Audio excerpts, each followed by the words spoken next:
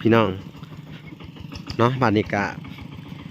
ในส่วนของไม้ของทางไอ้แก้วพี่น้องก็ได้มาอีกแล้วเป็นทีมห้อยเนาะนี่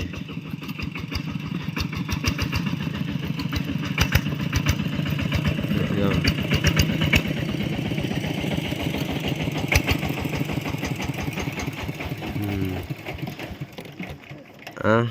อันนี้เป็นไม้ยังนะไม้ย่างกับไม้สังโฆนโอ้ไม้ย่างไม้ย่างพี่น้องโอ้พี่น้องสำหรับเข้าว่าอันแล้วแต่เนาะแต่ว่าสิได้แถมให้หลายๆอันแล้วบัดนี้เนาะจะแถมให้แล้วจากโตอันนี้บ่ได้แถมกันจากเถื่อนเลยเด้อนี่ฮะแถมดอกคณะเฮือนลุงโจยคอยก็ยังแถมมือค่อยสิซอยไม้48กับแผ่นปลาแผ่นปูลุยใหญ่คือของค่อยสิซอยอันนี้เฮาสีดไม้ก่อนมันเป็นไม้หมอกสมมุติว่าตอมื้ออื่นบ่ตัวนี้บ่มีบ่เป็นบ่ฮับคอยฮับประกันจำคือบ่ฮับประกันแต่บอกได้ก่อนถ้าว่าประกันแล้วสิเอาคืนเลยดิเอาคืนมั้ย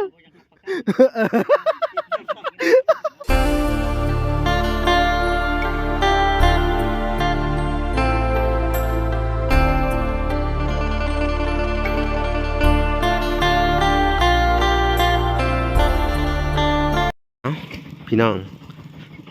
เนาะบาดนี้กะในส่วนของไม้ของทางไอ้แก้วพี่น้องก็ได้มาอีกแล้วเป็นทีมห้อยเนาะนี่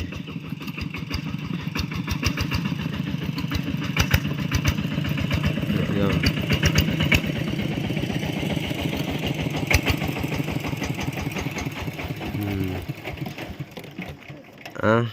อันนี้เป็นไม้ยังนะไม้ย่างกับไม้สังโฆนโอ้ไม้ย่าง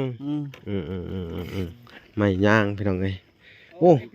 สบายดีบ่ล่ะโอ้สบายดีจะตามกันเลยโทษตีโง่มาทางนี้ประเทศสบายดีอันช่างไม้สบายดี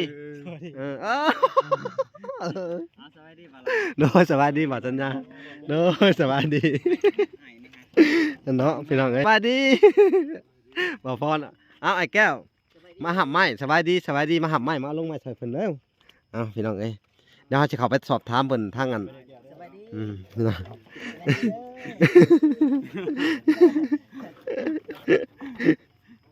นี่เนาะพี่น้องกัตลกกันลิสางก็ได้มีที่ขายไม้สมอเนาะแม่นบ่บ่แม่นนะเล็กเจ้ามาเพื่อยังไงเพื่อยังจะเอากระจาบกุกยามเกือบช่างเขาอ่อนนะกุกยามนะ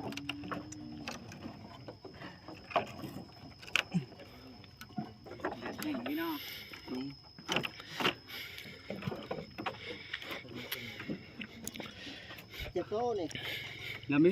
นับดูฮะ3แหละ17ทั้งตัวหนึ่งนะเรามาแถมบ่17เด้ตัวใหญ่บ่ได้มาบ่ตัวหนึ่งยังนะชิ้นหนึ่งถ้าได้มาบ่มาอีกแล้ว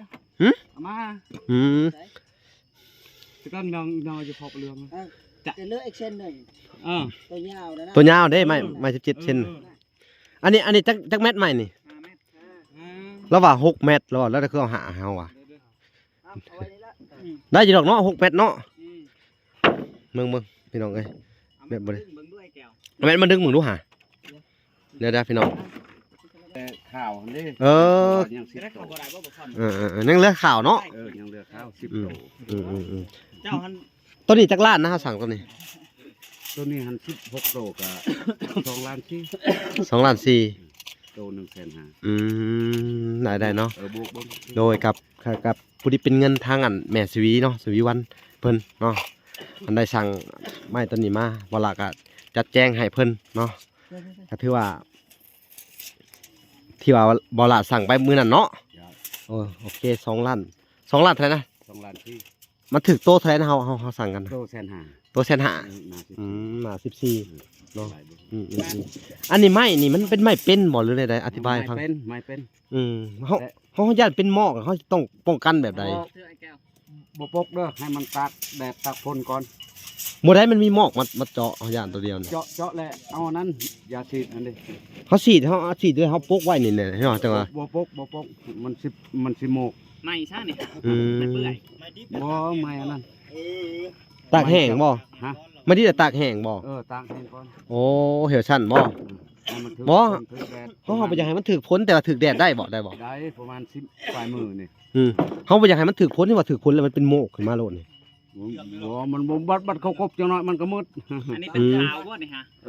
สัญญัวไม่สัญญัว ซิยูอ่ะ สิญัวข้าวนี่จักเม็ดนะเขาบอกกันมื้อน่ะ 6 เมตร 6 เม็ดเนาะ อืม โตนั่นก็7 เมตรให้ยังโตหนึง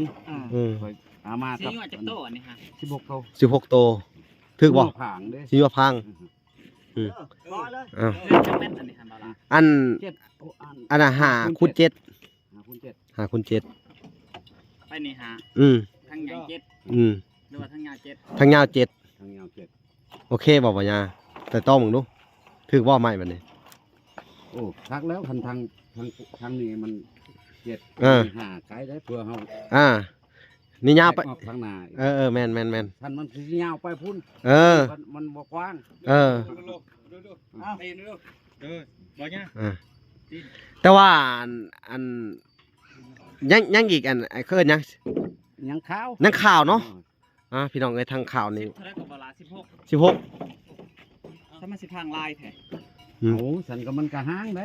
ใส่สัญญัวผางเด้ อืม มันก็ห้างได้ขนาด7 เมตรไปเบิ่งเฮือนในเฮือน เพราะว่าทางล่างนี่ เก้าเสาได้เฮือนนี่ เก้าเสาเนาะ เออ เสาเลยบ่แม่นว่าคือเฮือนอันนั้น6เสาตัวนี้9เสาคน เออ สัญญัวผางเลยบ่ได้ ถูกต้องเลยพี่น้อง สำหรับเฮาว่าอันแล้วแต่เนาะ อืม บ่ล่ะเนาะ แต่ว่ามันยังอันขาดอันข่าวเนาะข่าวนี่จักโตข่าวนี่ 10โต 10โตบ่ย่าข่าวยัง10โตได้ ขาว10โต ถูกบ่ถามเจ้าดู เอาเบื้องละ5เซนเลยต้อง แม่นแหละ ใส่มันที่มุงเสียงหรือมุงกระเบื้องหรือมุง เฮาก ระ ว่า เบื้อง อัน10โตนี่ขาวนี่น่าจะบ่พอ บ่พอ บ่พอก็มันเจ้าสั่งเติม บ่พอสั่งตื่นเนาะ บ่อัน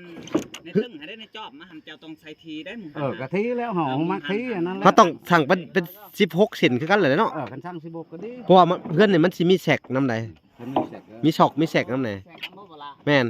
หรือใดๆเพราะว่าเขาสิเอาโมดทำเบาแสนสั่งส่งมาให้ได้ให้บ่ย่าเบิ่งโมดก่อนเด้อ เฮากะสิ อืม บ่เป็นเพราะว่ามันมีแบบนะบ่พอ โดย แบบแล้วเฮาก็จะฮู้อยู่ เดี๋ยวจะเฮาสิคุยแบบกับบ่สัญญาใช่บ่สัญญาเบิ่งแบบก่อนเนาะเพราะว่าเพิ่นมีความรู้เรื่องเฮือนน้ำแน่บ่สัญญาเนาะพี่น้องเนาะอืม ก็ลืมเยี่ยมยอมนั่นก็ อืม รับเลยตอนนี้ดอกเทียบ และเฮาสิได้สั่งข่าวน้ำเจ้าอีกรอบหนึงเด้อเด้อสั่งข่าวน้ำเจ้าอันเพราะว่าเฮือนของอาเบยเด้อเดี๋ยวเฮาจะไปแจ้งข่าวดีให้เพิ่นฟังเด้อทางอาเบยพี่น้องเอ้ยเนาะอันตัวนั้นพัฒนามาบ่ ตัวยาวน่ะ ตัวติดนี่ยังตัวนึง อืม ติดนี้แล้วเอาเงินไปก่อนเลยยังตัวนึง เออ วันนั้นบ่ติดนี่ สิได้แถมให้หลายๆอันแล้วบัดนี้เนาะสิได้แถมให้หลายจักโตอันนี้บ่ได้แถมกันจักเถื่อเลยเด้อนี่ฮะ แถมดอกขนาดเฮือนลุงโจยคอยก็ยังแถม เออ มือก็สิซอยไม้48กับแป้นปลาแผ่นปูเลย เป็นปูนี่ก็สิสั่งน้ำเจ้าหั่นแหละสาบุญให้สั่งอยู่เด้อสาบุญให้สั่งอยู่น้ำเป็นปูน้ำเจ้าเด้อ ต้องได้แผ่นผู้ฮะ แผ่นหนึ่ง80,000 อืม80,000เออ อยู่หุงเลื่อยกับแผ่นละแสนเขาขายเฮาขายแผ่น80 ถูกต้องแล้วทำนี่แหละ โต๊ะหน่อยเด้อเขาโต๊ะใหญ่แล้ว ใหญ่คือ ของก็สิซอย อันนี้เฮาสีดไม้ก่อนมันเป็นไม้หมอกสมมุติว่าตอมื้ออื่นบ่ ตัวนี้บ่มีบ่เป็นบ่ฮับคอยฮับประกันจำ คือเราบ่รับประกันแต่บอกได้ๆก่อนเนี่ยถ้าบ่รับประกันแล้วสิเอาคืนเลยดิเอาคืนเมื่อ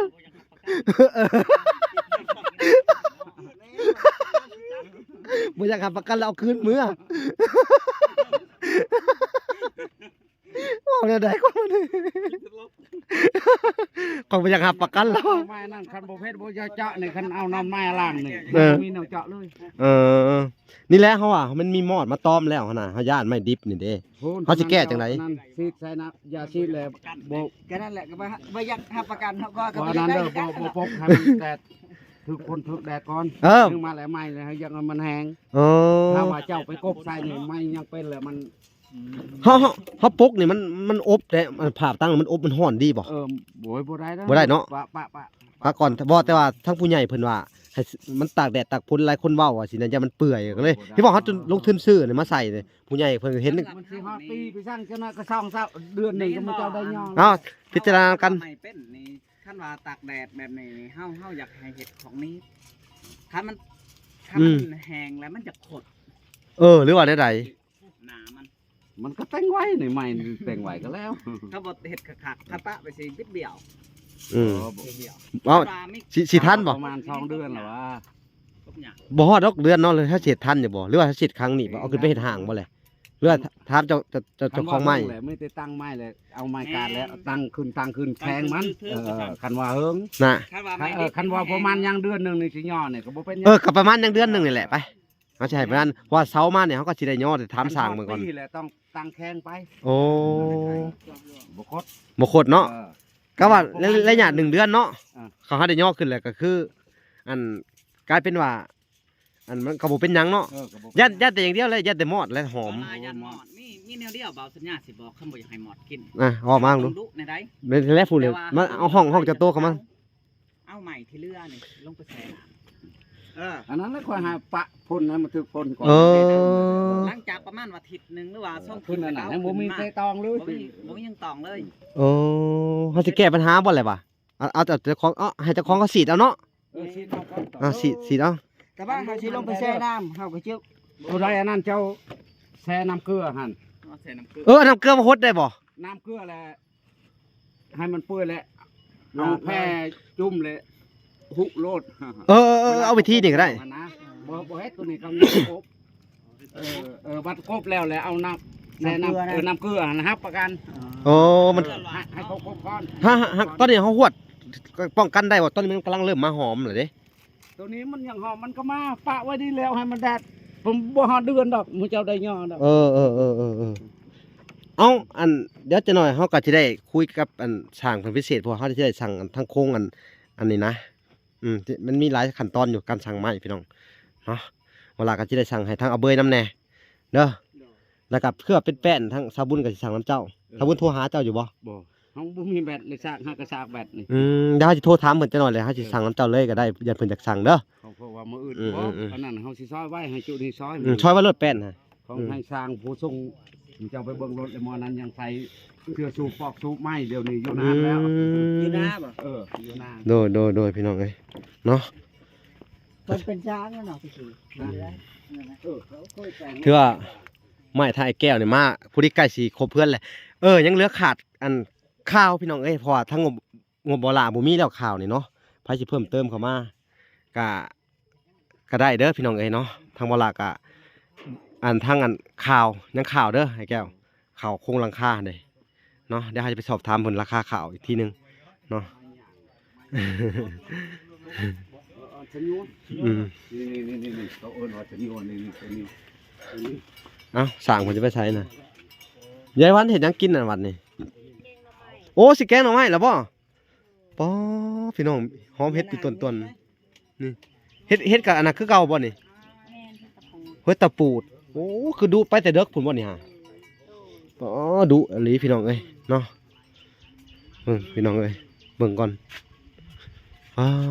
เถอะเพิ่นสิแกงหน่อไม้หุง2หม้อบ่ได้โอ้เด้ หม้อหนึ่งก็ตำน้ำจิ้มกะปิ โอ้เพิ่นเฮ็ดกิน2หม้อเนาะหน่อไม้มันหลายมื้อนี่เนาะหม้อหนึงก็เฮ็ดแจ่วกะปิแม่นบ่เฮ็ดกินแบบว่ากินเป็นอันนั้นเลยเนาะเป็นนอแล้วหม้อหนึงเฮ็ดเป็นอันน่ะแกงพี่น้องเอ้ยพี่น้องเอ้ยหลังจากที่ว่าทางไม้เพิ่นมาส่งเนาะเป็นที่ห้อยบ่ล่ะก็สิได้จ่ายเงินเนาะในจำนวนเงินนั่นทั้งเบิดของอันแม่ชวีพี่น้องเอ้ยแม่ชวีวันเนี่ยตะกูเป็นคนนั้นให้แกปางคนนั้นจะเนี่ยแกเป็นเด้อบ่ เว้าอีหยังกันล่ะบาดนี่ ปางคนนั้น นั่งคือ โอ้ คนหนึงฟังไว้เนาะ คนหนึ่งวางไว้ แม่น อืม เป็นกันนะ เนาะก็คือว่าเวลาจะได้จ่ายเงินก่อนในจำนวนไม้ 16โตเนาะ รายเป็นเงิน2ล้านที่ อันนี้เขาเอิ้นไม้หยังนะ เส้นยั่วไม่ เสียยัวถ้าข้าวนี่ต่างหากบ่ ข้าวต่างหาง ข้าวนี่โตเท่าไหร่ข้าวนี่ หน้า10นี่ก็โต150,000มัน 6 เมตรรถบ่ได้บ่ตัวแสนสี่แสนยังไปบ่ได้บ่ พูดน้องเอ้ยเพื่อไปตอกไปต้มเพื่อให้งอกให้งานแก้พอแล้ว เอ เอา อ ให้จะคอขึ้นอีก อืมก็คือในจำนวนนั่นของอัน ไอ้ ถ้าคอยสิเพิ่มให้ปัดแปนจะน้อยดำ โดย พี่น้องเอ้ย ช่วยดอกลูกหลาน โดย นั่ง ช่วยด้ามแพนหนึงนี่ บ่4-5แพน อ๋อขึ้นมาสิหาแพนขึ้นด้ามแพน เอ้า อันก็ดีใจอยู่เขาสิช่วยหลายอยู่สิหาแพนพี่น้องเอ้ยเพิ่นว่าเนาะกะอันนี้กะสิได้อันบอกสาบุญเด้อเดี๋ยวเฮาสิได้โทรหาสาบุญก่อนเด้อเพิ่นก็ให้ทางบ่ล่ะสั่งแป้นให้อยู่เด้อสั่งผ่านเจ้าอะไรเนาะเดี๋ยวเฮามีหยังเฮาสิอันแล้วคลิปแล้วเฮาสิโทรหาแล้วก็สิให้สาบุญคุยกับเจ้าเนาะพี่น้องว่าเพราะว่างบประมาณอยู่ทางเพิ่นก็มีพี่น้องเอ้ยเนาะแต่ทางบ่ล่ะก็ในส่วนไม้นี่มันยังขาดตัวใดเจ้าคิดว่าสิญัว สัญญา48แป้นปูแป้นผ้า โอ้ยัง3อย่างเนาะ ยังมี3อย่าง โอเคแต่ว่าเป็นปูนี่มีงบทางอันสาบุญเข้ามาแล้วเนาะและยังเหลือแต่เป็นพา แป้นผ้า กับไม้48 ไม่สิ ไม้48นี่มันเป็นตัวเส้นพาหั่นบ่ มันเฮาอยากตีเส้นบัดเฮาอยาก โอ้เขาเอิ้นว่า48เอามาเฮ็ดเส้นนี่โอ้ขาดตัวนั้นเนาะ ขาด แล้วก็อันสิญัว สัญญาได้แล้วยังแต่ขาว เหลือแต่ขาว ยังเหลือแต่ขาว อ๋อทางสร้างไม้เพิ่นว่าเหลือแต่ขาวพี่น้องเอ้ยก็ยังเหลือแต่อัน3ขั้นตอนพี่น้องเอ้ยเนาะก่อนสิยกเคลื่อนทางไอ้แก้วได้ก็ยังเหลืออันข้าวเนาะ ขาว แล้วก็อันเป็น แป้นปู เป็นแอม แป้นแอม เพราะว่าเป็นปูสาบุญหลับแล้ว แล้วก็ไม้48 ไม่สิ8 แม่18แต่ตัวเท่าไหร่ ตัว60 โหคือมาแพงแต่ตัว50บ่ได้บ่ไม้18นี่ มีแต่60ส่ง ส่งอะไร เออ ถ้าไปเอาหั่น เอาเอง50 ว่าซั่นเนาะอ๋อหลายจำนวนส่งเนาะโดยเอาถ้างบประมาณบ่ล่ะก็มีอันซำอันเคิ้นอะไรหยัง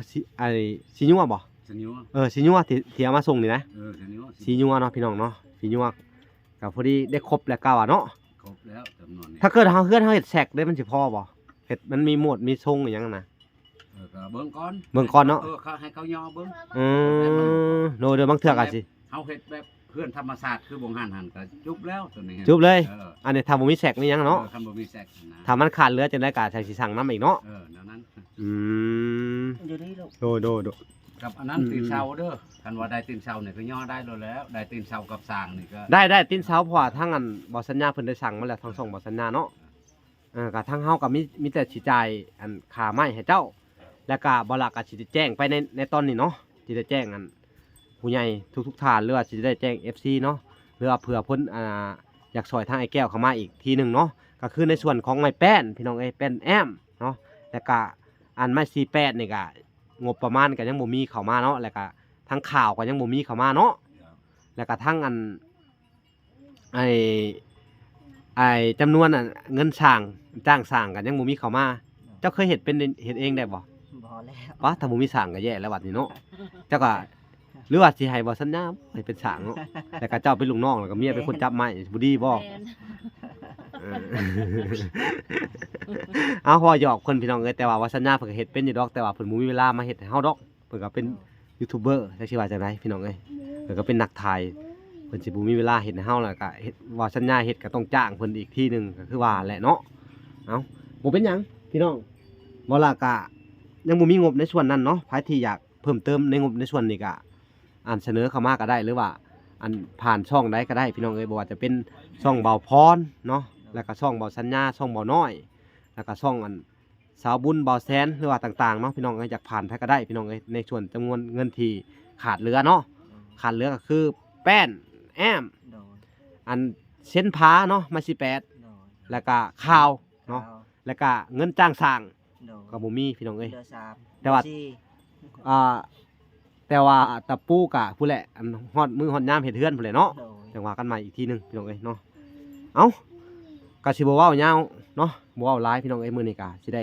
มอบเงินมอบคำให้เจ้าก่อนเนาะมีผู้จับกล้องให้ไปได้บ่เป็นหยังพี่น้องเอ้ยบ่ล่ะสิได้อันมอบอันเงินในส่วนนี้ก็เป็นเงินของอันทางอันแม่ชีวิวันเด้อ โดย เพิ่นก็ได้ช่วยทางอันอาเบยนำแน่จักหน่อยเพิ่นก็สิได้สั่งไม้ให้ทางอาเบยเนาะก็เป็นจำนวนเงินอยู่ทางอันอาเบยนี่ก็สิได้สั่งให้เพิ่นก็บอกว่าลามาแล้วเนาะของเจ้านี่ก็ทั้งเบิด ก็150ผลซอยเหลือเด้อ โดย 150แต่ว่าบ่ล่ะก็สิจ่ายอันตัวนี้ก่อนแล้วก็ส่วนที่เหลือก็สิได้ไปซื้ออันแปลว่าเครื่องมือหาอยู่หากินให้เจ้านำแน่ โดย เนาะน่าจะอยากได้มองเพิ่มอีกบ่จักดังหนึง เด็กใด หรือว่าเอา3ดังเนาะมันจะได้เวลาใส่ทีเดียวมันจะเหลืออยู่เหลือกินถ้าพอกินแล้วก็อันนั้นเอามาใส่กล่องฟอกของโฟมเก็บไว้เนาะ โดย มันทำให้ได้กลุ่ม3คาบนะไปหาเทื่อหนึง โดย อันนี้มองดังเดียวได้เท่าไหร่นะบางมื้อก็ได้7-8โตสิได้กลุ่มแต่หมอนเทื่อเดียวได้กินแต่เช้ากับเที่ยงมื้อฮอดเอาแรงเนาะ โอ้เด้ ฮะ ว่าน้อยเด้มองซองมองสามมองปู มองซองได้แล้ว เอามองหนึ่งบ่มีบ่มองยังมองปลาน้อยๆมองปลาซิวมีบ่ บ่ซื้อก็บ่ซื้อก็ เอาอันนู้นมันน้อยโพดนะ เนาะกินข้าวจะ กิน ป บ่ ด แซ่บดอก สิเอามองยังบัดนี้อยากได้เอา มองโปนั่นแหล้ว มองโปสำคัญนี่บ่ จำให้แล้วว่าปาก มองโปเนาะโอ้อยากได้มองลุดลงมาอีกมอง2เส้นเนาะ ก็ซองเส้นได้แล้วน่ะ ว่าได้2เส้นครึ่งตัวนี้นี่มันเอา2เส้นเต็มบ่สิเนาะดีใจอยู่บ่ดีใจอยู่บ่อันที่ว่าแม่สวีวันซอย ดีใจ อยากบอกหยังกับเพิ่นบ่ บ่มีหยังมีแต่ขอบคุณให้เพิ่น อืม เราก็บ่มีตอบคุณให้เพิ่นครับ เพราะว่าเจ้าซุมเจ้าก็เป็นคนทุกข์ยากบ่ฮู้สิตอบบุญแทนคุณจังไดเนาะ โดย อืมโดยเอ้าบ่ล่ะก็สิได้จ่ายก่อนจำนวนเงินเท่าไหร่ 2ล้านสี่ 2ล้าน4แสนเนาะพี่น้องเอ้ยเอา2ล้าน4แสนเนาะบ่ล่ะก็สิได้จ่ายก่อนเนาะอันให้ทางแม่สวีวันพี่น้องเอ้ยเพิ่นก็ได้ฝากมาเนาะทางบ่ล่ะเนาะฝากมาแต่ดนแล้วพี่น้องเอ้ยบ่ล่ะก็จะได้อันเอาเงินเรานี่แหละมาเฮ็ดตามจุดประสงค์ของเพิ่นพี่น้องเอ้ยเนาะเอา2ล้าน4แสนเนาะ นั่งแล้วมันตะวันรอ เอาพี่น้องเอ้ย ต้อง จำนวนเงินทางอันแม่สวีวันพี่น้องเอ้ย150เหรียญมันก็สิถึงอยู่อัน3ล้านกว่าพี่น้องเอ้ย3ล้าน2ประมาณนี้แหละเนาะเอาพี่น้องเอ้ยเวลาก็จะได้มอบให้ทางอันไอ้แก้วนับเงินเอานับเบิ่งเด้อนับให้เราอันนี้ก็คือจ่ายค่าไม้นี่เท่าไหร่นะสั่ง 2ล้าน สอง 4แสน 2ล้าน4แสนเนาะ 5 6 7 8 9 10เอานับเอา อันนั้น1ล้านอ่า สองสามสี่ห้าหกเจ็ดแปดเก้าสิบ จิตตะมึง อ่าเอานี่อันนับเบิ่งเอาอีออกถอนมา4แสนนับเบิ่งดูมันจักแสนน่ะนับมาก่อนแล้วถอนมาให้เรา4แสนจะได้เก็บไว้ซื้ออย่างอื่น สองสามสี่ นับเบิ่งดูเหลือเท่าไหร่เนี่ยเหลือ6เลยเนาะ หนึ่ง ว่ามองเงี้ยอัน สาม น้อยอัน สี่ห้าหก โอเค มันก็สิเหลืออยู่ประมาณ6เลย7-8แสนเนาะ เขาสิไปซื้ออันน่ะ ครบอ่ะ โดย มีครบ เขาสิไปซื้ออันมองน้ำแน่เนาะที่เหลือกะอันสิให้เจ้า โดย ซื้ออันอย่างอื่นนํเนาะเอาโอเค มันยังเหลืออยู่6-7แสนพี่น้องในใจก็อยากสั่งเป็นไม้แหล้วเนาะเนาะหรือว่าเหลือกะสั่งเป็นไม้ก็ได้เนาะเผื่อมันบ่พอตัวใดตัวหนึ่งเนาะแต่ว่าไปซื้ออันเครื่องของใช้ก่อนเนาะในครัวเรือนก่อน โดย เอาในสิ่งที่เจ้าอยากได้เพิ่มอีกนะ โดย เอาพี่น้องคลิปนี้กะอันจะได้จ่ายอันค่าไม้ไปเทียมห้อยเนาะทางอันไม้สีนัวเนาะเอาล่ะกะอันจะได้จบคลิปเนาะพี่น้องแต่ว่าก็ต้องให้ทางอันไอ้แก้วเพิ่นอันขอบุญขอบคุณทางแม่สวีเนาะเอาอเดียว เอาสบายดีลูก สวัสดีก่อนมาแต่ไสปะก่อนนะ สบายดี โดยเอาสบายดีอ่ะ เอาชื่อเนี้ย กะทางอันไอ้แก้วไอ้วันไอ้อวยพรให้ผู้ใหญ่เพิ่น แม่ทวีปะ แม่สวีวัน แม่ทวีวัน ขอบบุญขอบคุณ ขอบหมกขอบใจเด้อที่ช่วยเหลือทางครอบครัวไอ้แก้วแม่สิริวัน โดย ให้อยู่ดีไม่แห้งเด้อให้อายุควันยืน โดย คมเจ็บอย่าได้คมไข่อย่ามีเด้อแม่เด้อ โดย ทุกคนนั่นแหละครอบครัวทั้งแม่ โดย ให้อยู่ดีไม่แห้ง เอาพี่น้องเอ้ยก็ให้อยู่ดีไม่แห้งเบิดสุขสุขคนเอาไอ้วัน ตา เอา มครอบครัวเพิ่นนั่นแหละ โดย ขอบคุณขอบคุณแม่สวีวันเด้อที่เมตตาช่วยครอบครัวไอ้แก้วให้อายุควันยืนเด้อให้เกิดสุขภาพแข็งแรงเด้อให้อยู่ดีมีแห้งความเจ็บอย่าได้ความไข้อย่ามีทางครอบครัวแม่ก็ให้อยู่ดีมีแห้งหมดเด้อทุกคน สาธุเนาะเอาก่อนอื่นเบิดกะถ่ายคลิปนี้บ่มีหยังหลายพี่น้องเอ้ยว่าลากะต้องขอบุญขอบคุณเนาะขอบุญขอบคุณเบิดสู่คนเนาะที่ว่าช่วยเหลือมาทางอันไอ้แก้วเนาะบ่ว่าจะเป็นอันหลายๆทานแล้วก็บ่ว่าจะเป็นผู้ใหญ่หลายๆช่องเนาะที่ช่วยผ่านอันทางช่องอื่นๆหรือใจดีทุกคน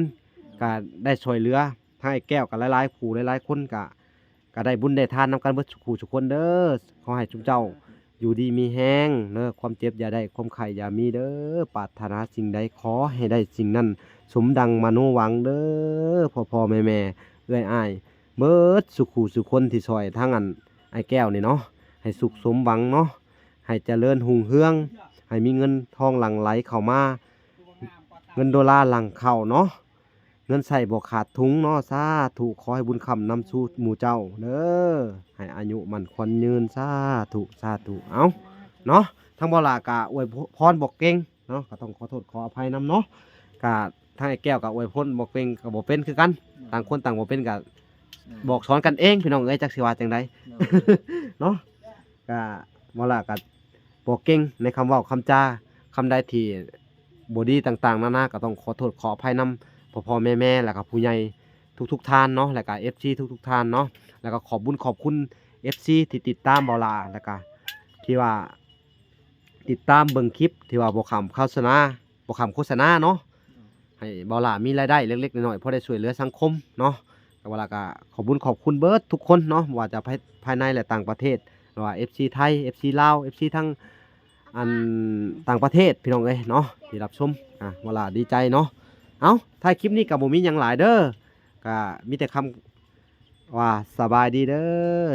อไอ้แก้วเด้อสบายดีเบิร์ดสุขุสุคนนะสบายดีไปก่อนพี่น้องเอ้ยลาไปก่อนเด้อบ๊ายบาย